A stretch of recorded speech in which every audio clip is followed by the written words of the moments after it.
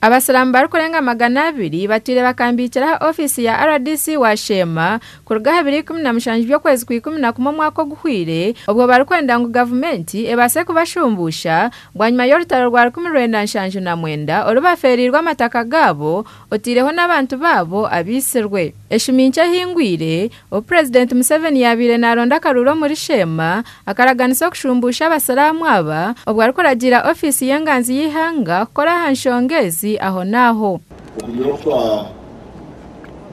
kinkweta kushumbusha abo abantu bashumbusha ukabaya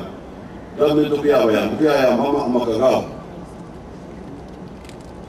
okunje kura na ora murati chakuzuru Mbonyuma kuna shule na kama na Dr. Gunda wala kampara tatu za kampeni Nejo kubeta family zezo na gambanazo Dr. Gunda mugambire imikore yabeta na beta na solista general urukura imikoro habantu abafururitu n'abantu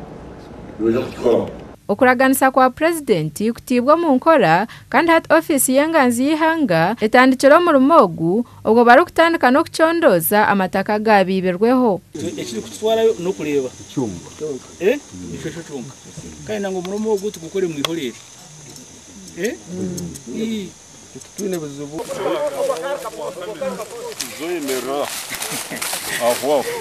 Timwe rukora hanshongezi eyabembirwe RDC wa Shema wire turya mbona harukwerwaho timwe rugiro mu ofisi y'enganzi y'ihanga hamwe na Disa Ronald Kashija babandize kuyiha abasalamu ha district ahibatwire batyo babatwara kiziba ahibarugire bito kurugirira kucondoza bingi bakaguza no barabene bagira ngo bakaguza bateye ndire